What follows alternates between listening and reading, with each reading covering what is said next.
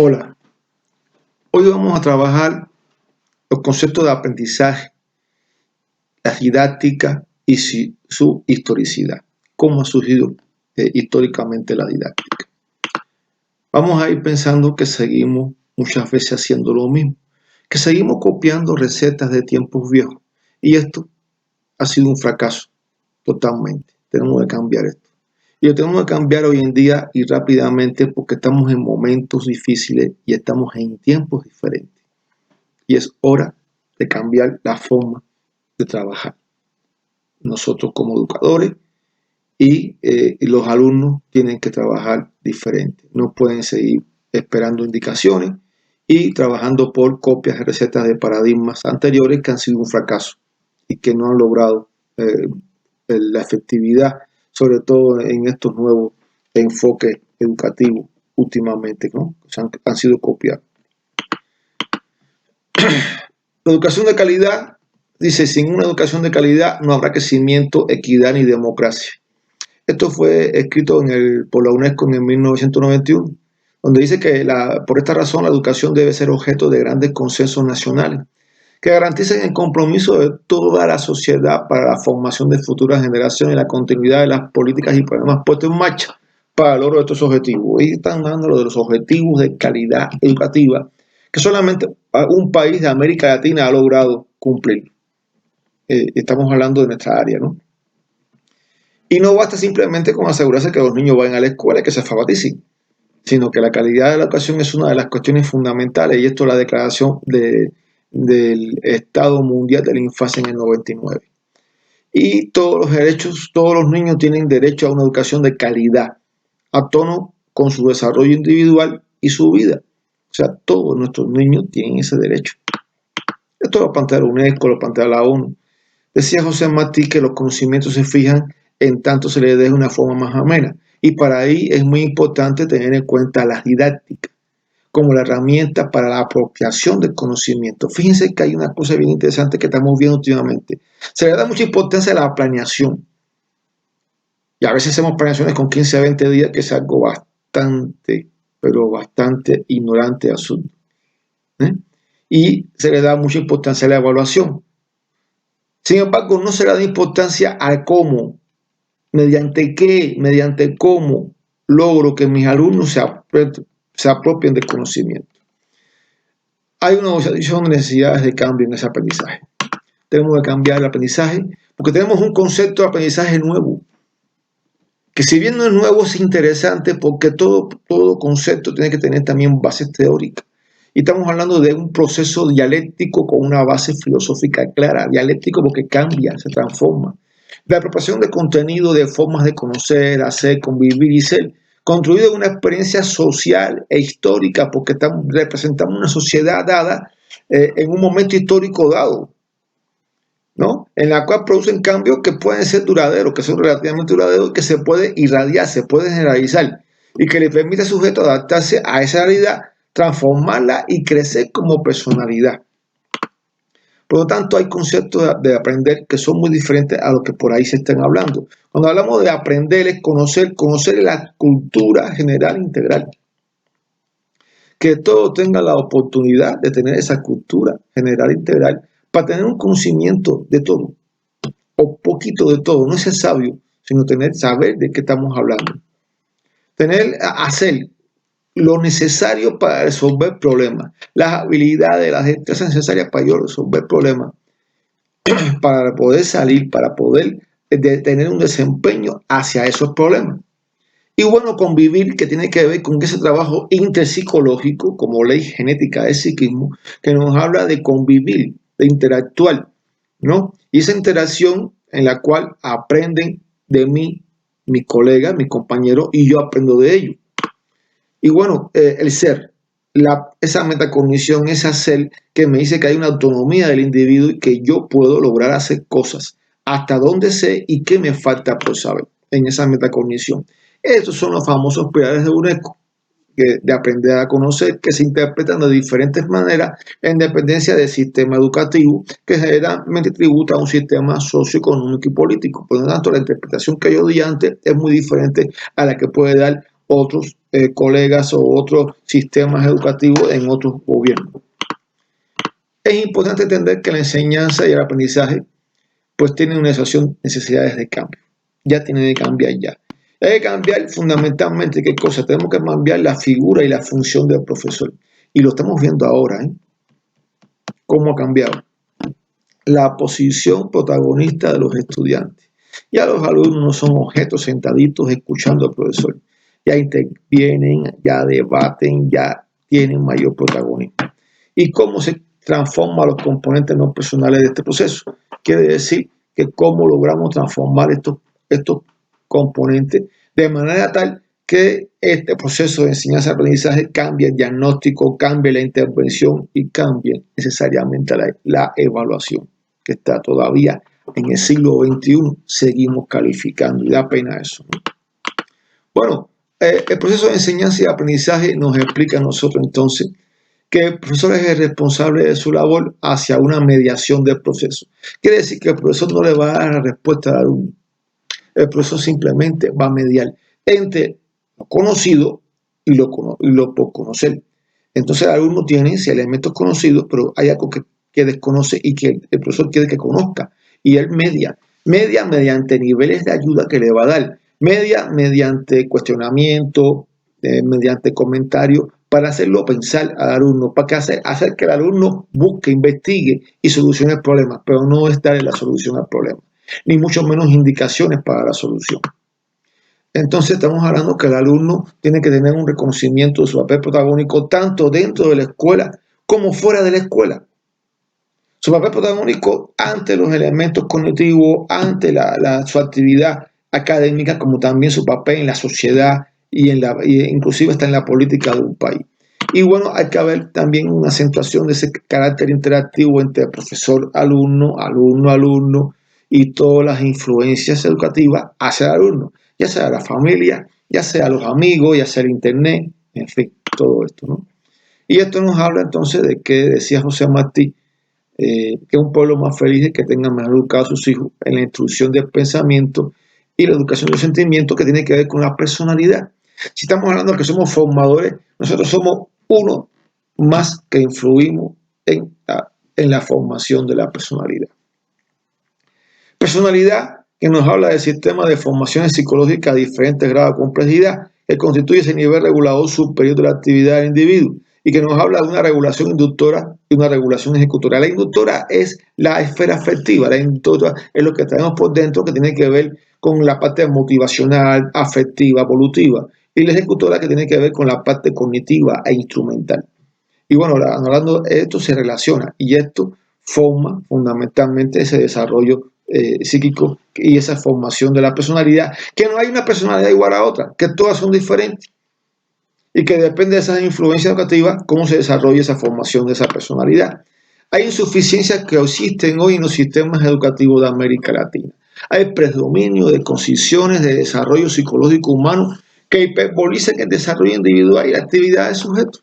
O sea, estamos hablando que seguimos trabajando esa construcción interna, ese individualismo, ¿no? Hay un preformismo residual encubierto, que hay una concepción biológica del desarrollo psicológico humano. Todavía somos biologicistas y no damos lugar a la parte social. Entonces nos dice que el propio sujeto es causa de sus males, cuando no es así. Son las influencias educativas las que forman esa personalidad, las que forman al sujeto para bien o para mal.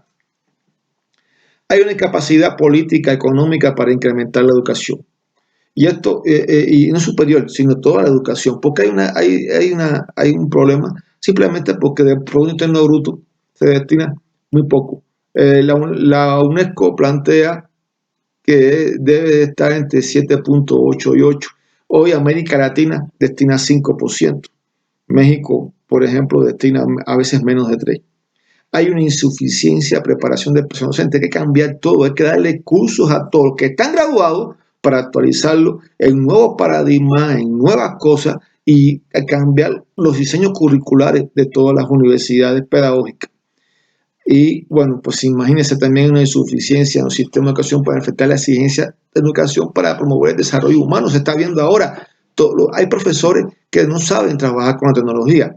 hay alumnos que no saben trabajar con la tecnología a distancia.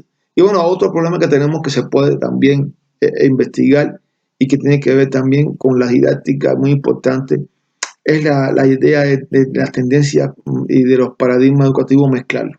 Y no pueden mezclarse porque tienen bases psicológicas, filosóficas, pedagógicas, socioculturales diferentes. No se pueden mezclar. No se pueden mezclar el conductismo con el constructivismo, con el cognitivismo. Vamos a verlo más adelante, ¿no? Y bueno, hay conceptos básicos de didáctica, ¿no? Vamos a ya entrar a la parte de la didáctica, que es la parte, ya hablamos del aprendizaje, ahora vamos a hablar de la didáctica. Decían que es el arte de saber transmitir los conocimientos de la forma más adecuada para su asimilación. Hay ciertos elementos conceptuales de la didáctica. Etimológicamente, didáctica viene del griego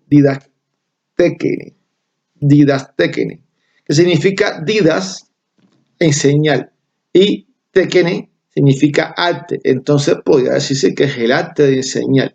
También es considerado una ciencia que investiga, experimenta nuevas técnicas de enseñanza y se basa en la biología, porque entre los niveles educativos y el desarrollo es diferente. Quiere decir que el ser humano en el preescolar, que tiene 3, 4, 5 años, es muy diferente a un niño de 7 o de 8, y a un adolescente de 13 a 14, o a un joven, ¿no?, de 17, de 18. Hay elementos filosóficos que tienen que ver hoy muy importantes con las bases que se sustenta la didáctica. Por lo tanto, si hablamos de mapas mentales, conceptuales, lluvias de ideas, estamos hablando de un sustento, de una filosofía idealista, de la escuela clásica alemana del idealismo. Y bueno, la didáctica decía que es un campo disciplinar de la pedagogía que se ocupa de la sistematización e integración de los aspectos teóricos, metodológicos del proceso de comunicación, que tiene como propósito el enriquecimiento de la evolución del sujeto implicado en este proceso. Lo habla la doctora Nidia Álvarez Aguilar. La evolución biológica, social o ambas. Si hablamos nada más de la evolución biológica, tenemos que hablar también de la evolución social, porque el ser humano es una integración de ambas. La didáctica, decía este concepto de Cecilia, es un arte de enseñar o dirección técnica de aprendizaje. Es parte de la pedagogía que describe y explica y fundamenta los métodos más adecuados y eficaces para conducir al educando a la progresiva adquisición de hábitos, técnica e integrar formación. La didáctica es la acción que el docente ejerce sobre la dirección del educando para que éste llegue a alcanzar los objetivos de la educación. Este proceso implica la utilización de series de recursos técnicos para dirigir y facilitar el aprendizaje. Y sigo diciendo que este concepto es bastante conductista. La habilidad didáctica, que es la propuesta de trabajo relativa a un proceso de enseñanza y aprendizaje completo, es un instrumento de planificación de las tareas escolares diarias que facilita la intervención del profesor. Le permite organizar su práctica educativa para articular procesos de enseñanza y aprendizaje de calidad con ajustes adecuados en ayuda pedagógica al grupo y a cada uno de los alumnos que componen este grupo. La unidad didáctica es un conjunto de actividades que se desarrollan en un tiempo determinado para la consecución de unos objetivos didácticos. En la unidad didáctica se da respuesta a todas las cuestiones curriculares, o sea, del diseño curricular, o sea, a enseñar, a objetivo, en este caso propósito hoy en día, y contenido. ¿Cuándo enseñar? ¿En qué momento? Que son las secuencias ordenadas de actividades y contenidos. El cómo enseñar, que tiene que ver con estas didácticas, y las actividades, cómo se organiza el espacio, el tiempo, los materiales, los recursos didácticos y la evaluación. Es considerada también como un vehículo de indagación sobre la realidad cotidiana del aula. La didáctica educativa es una disciplina científico-pedagógica cuyo objetivo de estudio son los procesos y elementos que existen en el aprendizaje. Se trata del área de la pedagogía que se encarga de los sistemas, de los métodos prácticos de enseñanza destinados a plasmar las pautas de las teorías pedagógicas vinculadas a la organización escolar y a la orientación educativa. La didáctica busca fundamentar, regular los procesos de enseñanza y aprendizaje. Entre los componentes activos de la didáctica, pues se pueden mencionar, ¿qué cosa? Pues al profesor, que es el docente, al discente, que es el alumno, y el contexto de aprendizaje y el currículo. El contexto tiene que ver con los elementos que contextuales, familia, comunidad, la misma escuela está en un contexto. Y el currículo, o el diseño curricular, que son los planes y programas, y que debe adaptarse al alumno, no al alumno currículo. En cuanto a la calificación de la didáctica, puede ser entendida de diversas formas, como pura, técnica, ciencia aplicada, teorías o ciencias básicas de la instrucción. Los modelos didácticos, por su parte, pueden ser teóricos, descriptivos, explicativos, predictivos o tecnológicos, prescriptivos y normativos. ¿Dónde queda el protagonismo del alumno? ¿Por qué no existen unos modelos didácticos colaborativos y productivos? Sí existen, vamos a explicarlo más adelante. Los orígenes de la didáctica aparecen con el padre de la didáctica y el padre de la pedagogía, de la didáctica magna y el padre de la pedagogía, que es Juan Jacobo Comenius, allá por los años 1657. La misma se proyecta para una normatividad, hablamos ya de las normas muy estructuradas, con sólidas prescripciones sobre a saber hacer el maestro para que lograr qué debe ser el modelo pedagógico propuesto. El supuesto básico es que dado un docente y un alumno y un contenido, se podía modificar al alumno aplicando ciertos métodos para acercarlo a un ideal socialmente apetecido. Fíjense bien cómo Comenius, inclusive Andrade, representa una larga tradición pedagógica de las utopías. Surgida en el siglo XVII, la didáctica de Comenius expresa los intereses de una burguesía en ascenso. ¿Por qué? Porque se estaba preparando para la revolución científica y técnica y satisfacer tres demandas inmediatas. La capacitación diferenciada, ¿por qué? Porque no es igual un escribano que un obrero, no es igual que un ingeniero, etcétera, con un maestro de arte, de esto, lo otro. O sea, estamos hablando de capacitación diferenciada, comercio, administración. Y reestructurar las estructuras de poder, legitimando las nuevas formas. Quiere decir, hay una forma que dirige y va a ganar más y tiene mejor educación y mejores oportunidades y, por supuesto, dependencia de esas oportunidades en la formación que logrará llegar a esa clase dirigente. De ahí es que hay que eliminar ese concepto de formar líderes exitosos y emprendedores, sino formar líderes ¿con qué? Con un compromiso social. Entonces vamos a ver que existe una nueva generación mediante la metodología científica, dejando a la filosofía, a las cuestiones de las finalidades educativas. El valor es a la eficiencia que se mide en tiempo y gasto en un tiempo determinado para que se apropie del conocimiento. La verdad que fue muy oportuno esto de la didáctica en el naciente capitalismo, ¿no? Porque ya el capitalismo venía naciendo desde 1500, ¿eh? Y fue oportuno la didáctica para el naciente capitalismo porque justifica las diferentes clases sociales y la explotación de unas sobre otras. La crítica a la tecnología, la pansofía de Comenius, implica una visión ordenada del mundo con Dios como principio ordenador supremo. Recuerden que Comenius pues, era religioso. El hombre puede conocer las leyes que gobiernan el mundo según el método inductivo y los maestros deben de imprimir esos conocimientos en los alumnos ya desde pequeños. Vean qué interesante, está hablando de una ocasión desde pequeño, pero siempre estamos hablando de que así surge una tradición de la didáctica como técnica para el aprendizaje. El maestro se lo instruye sobre el qué y cómo enseñar mediante el método universal. Comenius propone dos cosas, una concepción racionalista normativa, orientación del hombre según la cosmovisión, conocimiento como resultado del esfuerzo individual y no como un producto social, o sea, algo muy individual.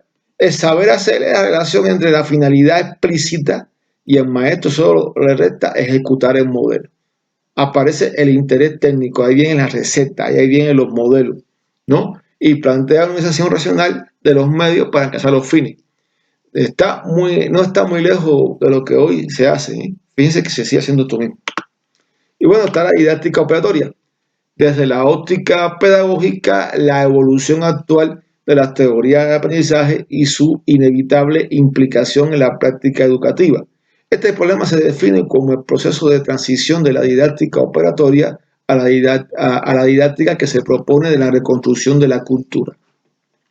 Por lo tanto, la didáctica operatoria, que nos habla de las operaciones, ¿no? De las operaciones mentales que surgen en este caso y cómo lograr esta didáctica, nos habla de personajes que tienen que ver con qué, con elementos de procesamiento de la información, con elementos de construcción de la información y con elementos de apropiación de la información, ¿no? En este caso tenemos a Piaget, Jean-William Piaget, Leszek Vygotsky, Jerónimo Brunner, Weiss, César Cole, propuestas sociológicas sobre la cultura, sobre la construcción social, en el caso de Vygotsky, y propone objetivos fundamentales en la educación, la reconstrucción del conocimiento individual a partir de una intervención de la cultura que no había aparecido, que no se había tenido en cuenta, y que la tiene muy en cuenta Vygotsky.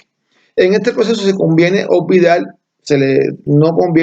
a Payetiano, a la comprensión y orientación de una práctica educativa anquilosada en una cultura pedagógica tradicional de transmisión lineal de conocimiento y la concepción del aprendiz como un receptor pasivo que acumula enciclopédicamente la información con independencia, grado de comprensión e interés y sobre las mismas. Estamos hablando de ese aprendiz como un tanque vacío, receptor pasivo, en el cual es un objeto y recibe todo el conocimiento. Ya esto cambia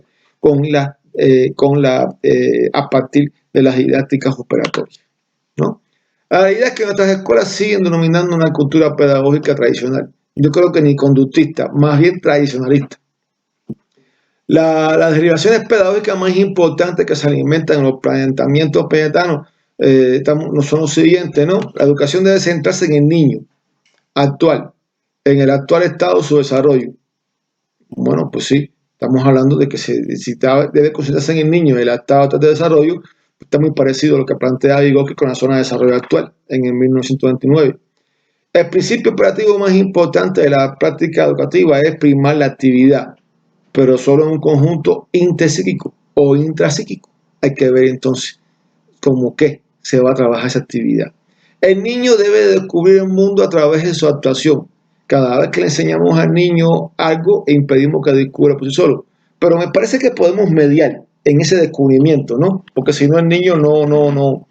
Y recuerden que el niño y el alumno se ve en una sociedad, en una cultura, y desde preescolar tiene elementos, pasa por etapas psicológicas rectoras. En ejemplo, en el preescolar tiene que ver con el juego de errores y limitación. Y hay actividades sociales en la adolescencia, que es lo más importante. Aunque se reconoce una relación dialéctica entre desarrollo y aprendizaje, los estadios de desarrollo tienen un ritmo madurativo propio. Y es un valor el respeto a la evolución espontánea y relativa, porque todos somos diferentes. Muchas veces la edad cronológica no concuerda con la edad biológica. Y también hay influencias educativas que determinan muchas veces esa evolución. La enseñanza debe concentrarse en el desarrollo de capacidades formales operativas y no en la transición de los contenidos, porque antiguamente era transmitir el contenido. ¿La cultura qué? Bueno, fíjense bien, hay que ver la cultura. El egocentrismo natural del niño en su desarrollo espontáneo se corrige mediante el contraste con la realidad cada vez amplia y extraña. ¿Dónde queda la influencia social? ¿Se les olvidó esto a los payetianos? Indiscutiblemente sí, y esto cambia cuando llega Vygotsky, donde incorpora el concepto de cultura, pues hay una posición también dialéctica cognitiva. ¿Por qué? Porque el conocimiento va cambiando y uno, desde que nace hasta que muere, el conocimiento va aumentando, siempre se está aprendiendo. Plantea críticas y propone alternativas. Si idea fundamental es que el desarrollo del niño está siempre mimetizado por importantes y determinaciones culturales que tienen que ver con la cultura donde nacemos, donde nos desarrollamos. Así es como toda la sociología constructivista del ser humano está mediado por la cultura, solo por la impregnación social y cultural. La humanidad es lo que es porque crea, asimila, reconstruye la cultura formada por elementos materiales y simbólicos. Esto nos va a atender el sentido dialéctico del desarrollo psíquico, dialéctico de la educación y de las didácticas, en fin, de la vida. ¿Por qué didáctica? Porque estamos trabajando hoy por internet, porque estamos trabajando hoy por videoconferencia y elementos didácticos que estamos trabajando muy diferentes a lo que trabajábamos en el salón de clase. En fin, la vida que se desarrolla en un momento histórico, y este es el momento histórico que nos está tocando a nosotros, en una cultura y en una sociedad dada. Vygotsky y Brunel vuelven a la mirada al aprendizaje espontáneo cotidiano que realiza el niño en su experiencia vital para encontrar modelos que pueden orientar a ese aprendizaje sistemático en el aula. Los formatos son microcosmos de interacción social que establecen pautas sencillas que se van a repetir, regular. Los intercambios son creados por el adulto en la interacción con el niño y aprendido por este hasta que no solo lo utiliza, sino que también interioriza y lo verbaliza. A medida que el niño va adquiriendo ese dominio en sus tareas, el adulto empieza a quitar su apoyo y dejarle ya solo. Por lo tanto, el niño no necesita niveles de ayuda y de apoyo. Es un proceso de aprendizaje mediado. ¿Por qué? Porque es el adulto el que apoya y el que va mediando con ese apoyo el traspaso de habilidades a este niño. De manera que lo hace sistemáticamente en la escuela, mediante habilidades y destrezas que se va a desarrollar y vamos a dar esas ayudas y que al final lo dejamos que solo logre su desarrollo potencial, o sea que ya no necesita esa ayuda y que tiene que ver con el manejo de la cultura y mediante un proceso progresivo y consecuente de apoyos provisionales en el ascenso paulatino de ese desempeño y responsabilidades por ese alumno de seguir aprendiendo. Bueno, aquí tenemos un análisis comparativo de la tendencia de las tres macrocorrientes de la didáctica actual. La tradicional tiene como centro el proceso instructivo, considera el profesor como un sujeto principal y propone un aprendizaje receptivo, ¿no? Enfatiza que las relaciones personales, profesor-alumno, minimizando las relaciones entre los componentes personales y personalizados de este proceso de enseñanza y aprendizaje. Hay elementos que les asemejan, desde una forma u otra toman como escenario la actuación de este proceso docente educativo para contribuir a una mayor medida en el cargo social. La tecnología educativa pasa del receptivismo al activismo. Quiere decir que esta tecnología educativa hace que él sea más activo. El profesor ya no es tanto que domina el contenido, sino que también domina la técnica. Y está complicado porque muchos profesores no dominan la técnica. Se organiza al máximo la enseñanza en el aula. Quiere decir que se trabaja más en la casa o se trabaja más en la calle que en la misma aula. Y hay una versión didáctica que ofrece un conjunto de recursos técnicos para que el maestro controle, dirija, oriente, manipule el aprendizaje. O sea que el maestro final se convierte en un ingeniero conductual, porque aquí estamos conduciendo al alumno, porque estamos dando los materiales, porque le estamos diciendo, bueno, investiga, pero a la hora de copiar y pegar, muchas veces en esas plataformas digitales no le damos ese protagonismo, sobre todo en el trabajo en foro. Y está la didáctica crítica, y esta no se trata de cambiar una modalidad técnica u otra, plantea analizar críticamente en la práctica docente, la dinámica de institución, los roles de sus miembros y el significado ideológico que subyace en todo ello. La importancia de la didáctica en la dirección del proceso pedagógico. En resumen, la didáctica tiene gran importancia para su práctica en la dirección de ese proceso pedagógico, pues sistematiza regularidades generales del proceso de enseñanza y aprendizaje. Análisis. Según el análisis que se realiza del tema de nuestra sociedad, es importante aplicar la didáctica porque ayuda a analizar, a orientar en el aprendizaje para una mejor enseñanza a los educandos. Conclusión. Se llega a la conclusión de que la didáctica es la ciencia que estudia el proceso docente educativo, es decir, el proceso más sistémico, organizado y eficiente que se ejecuta sobre fundamentos teóricos y por personal profesional especializado, nosotros, los profesores. La didáctica constituye el núcleo de la pedagogía general y le da muy poca importancia. Se le da mucha importancia, pero mucha importancia a la planeación, a la evaluación, pero a la didáctica no. Cada uno de los macrocorrientes de la didáctica actual tiene su propia instrumentación didáctica. Es decir, que cada uno tiene su propia interpretación teórica sobre el aprendizaje. lo que determina cómo entender y trabajar componentes del proceso. Por eso no se pueden mezclar elementos didácticos sociohistóricos con constructivista pelletiano, con cognitivista de Auswell, con humanista de Royal y de Freire, no se pueden mezclar, o con conductista de Skinner y Pavlov, ¿no? La didáctica general y las metodologías no se identifican como iguales, pero tampoco pueden ser consideradas o desvinculadas. Entonces, todos estos campos de la didáctica contribuyen a la fundamentación científica de la teoría de la clase en sí. Hay líneas de investigaciones de didáctica que son las siguientes.